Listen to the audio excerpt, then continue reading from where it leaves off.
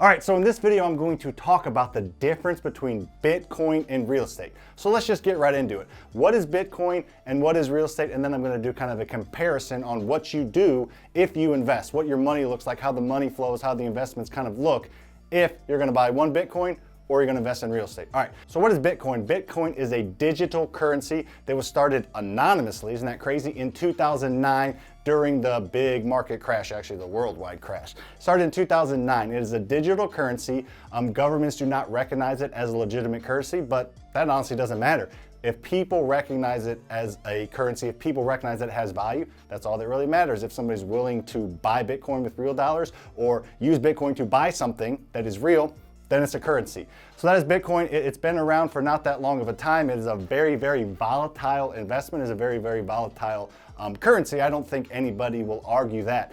I just looked up a little bit before this video and it has gone down 50 to 80% in every single year that it has been around, which is crazy. The real estate market went down 20 to 30% from 2008 to 2010, and that was the worst ever in the history of real estate that's been recorded. So kind of tells you a little bit the differences of the two. So that's what Bitcoin is in a nutshell. It's a digital currency that is currently not recognized as a legitimate currency by any government. It's not regulated by any government. Some governments do try to suppress it, but however, it is not regulated. It is just out there that people can go mine it, which is kind of crazy.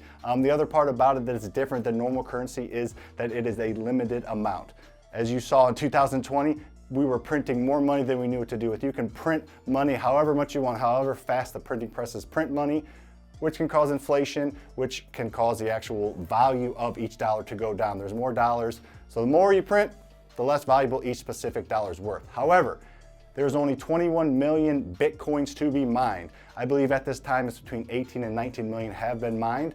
Projections are that as it gets harder, projections are as you get closer to that 21 million total that can be mined, it gets harder and harder to actually mine. I don't even pretend to understand how to mine or how that process looks, but I did see a projection that it's going to be over 100 years before the final Bitcoin gets mined, which is kind of crazy. So that is Bitcoin. It's a new thing. It's been around a while, but it's still very, very new as opposed to the traditional US dollar or traditional currency. It's a very new thing.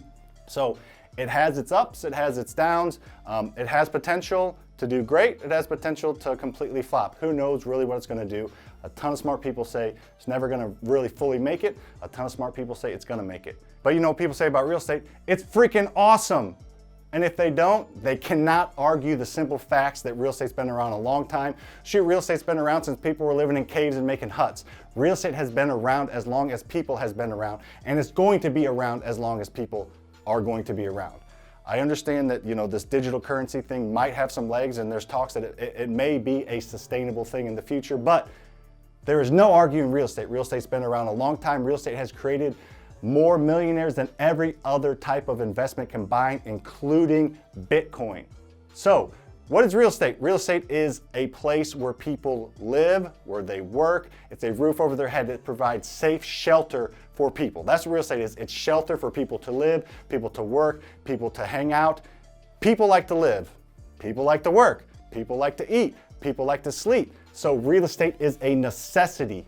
Bitcoin is not a necessity. So that's kind of a little introduction to what is Bitcoin, what is real estate. Now let's compare the two as investments go. So let's say you have $50,000 to spend on an investment. You're looking what to do. Are you gonna put it away in an IRA? Are you gonna add to your 401k? Or are you gonna throw it in Bitcoin? Or are you going to invest it in real estate? So behind me is an example. I'm gonna run through Bitcoin versus real estate. Let's talk about what you're gonna do with that $50,000. All right, so if you have $50,000, Bitcoin, if you didn't know, goes up and down a lot. So in general, that will get you one Bitcoin. $50,000 gets you one Bitcoin. So what's gonna happen over the rest of 2021? It's gonna go up, it's gonna go down, it's gonna come back up, it's gonna go down, it's gonna go up, it's gonna go down, and let's say it ends way up. Let's say it's a great year for Bitcoin, and at the end of 2021, your one Bitcoin is worth $100,000. Your one Bitcoin doubled in value. That is incredible, that is great. Now, if you want to take out or sell or do anything with it, you are gonna have to pay taxes on it. So you're probably gonna pay between 20 and 25% taxes. So let's say being generous, you're gonna be able to bring home 75 grand if you want to spend it and if you don't want to keep it in. So that is awesome. That is a great investment. It's a little bit unknown. I don't think anytime soon it's gonna ever go to zero, but that is what you can do with $50,000 with one Bitcoin. Let's talk real estate now. So let's just start with the bank. You're not even gonna use that $50,000. I'm going to show you how you leverage that $50,000 and use other people's money to make a lot of money, way more than that. So there's 3 different ways you can use that $50,000 in real estate. So let's talk about real estate. You got $50,000, spoiler alert, I'm going to show you how you can leverage that and not even use it. You are not going to spend in the long term a dime of that $50,000. There's 3 main ways to make money in real estate. There's hundreds, if not thousands, of things you can do and ways you can make money in real estate, which is why I love it. Whether you have a 200 credit score or an 850 credit score, whether you have 50 grand in the bank or 0 grand in the bank, you can make a lot of money in real estate. That is one of the reasons I love it so much. But for this fun story, you have $50,000 in the bank. Let's talk about the 3 main ways you make money in real estate and how you'll utilize that 50 grand. All right, so the first way is wholesaling. With wholesaling real estate is getting a distressed property under contract to purchase and selling that purchase contract to an end buyer for a profit. I mean, shoot, you can make anywhere from $1,000 to $50,000 to more wholesaling real estate. So how you can use that $50,000 in wholesaling real estate is you can use that as earnest money. If you need to put that down on a purchase contract, you don't have to close, but earnest money down, you can use that for marketing, or you can just not use that at all because you don't need any money or credit to wholesale real estate. So that first one, you haven't even used the $50,000, but you can make a ton of money. You can make this over here, you made $25,000. You can make $25,000 on your first wholesale fee like that. The second one is flip. Flipping is just buying a property, closing on it, fixing it up and selling it, and then profiting. So it's fixing and flipping. That's all we're talking about, flipping here. So how you can use that $50,000 is you can leverage that money to borrow money from other people. Apple has over $200 billion in cash as I'm recording this video. However, they still use other people's money. They understand the power and leverage. So that's what we're talking about. You don't have $200 billion in this example, but you do have $50,000 and you're gonna be like Apple, because they're a smart company, and you're going to leverage that to borrow money from other people. If you have $50,000 in the bank, there's probably not really that many hard money lenders that will tell you no, and probably no private money lenders that will tell you no either. So what you do is you utilize that $50,000 to borrow money from somebody else to purchase a property, to rehab a property, and then once you sell that property, you pay back however much you borrowed from that initial lender, plus, usually maybe 5 to 10% of interest, and then you keep the rest as profit. So it's not a ton of risk on your part because you're not using all your own money, and you leverage that money. So you can maybe use that for rehab if you want, or maybe you can use that for earnest money or down payment if you want, or you don't have to use it at all. You can leverage it to borrow other people's money. And if you do a decent flip, you're gonna make way more than this $25,000 profit over here. You might make double or triple that. With one flip, if you do 2, if you do 3, you get the picture. You can make a lot more money because you're obviously gonna have to pay taxes on that, but you can make a lot more just like you pay taxes over here. The third, and my most favorite, is rentals. Why do I like rentals so much? Because it is a tried and true, proven way to create long-term, massive, generational wealth through real estate.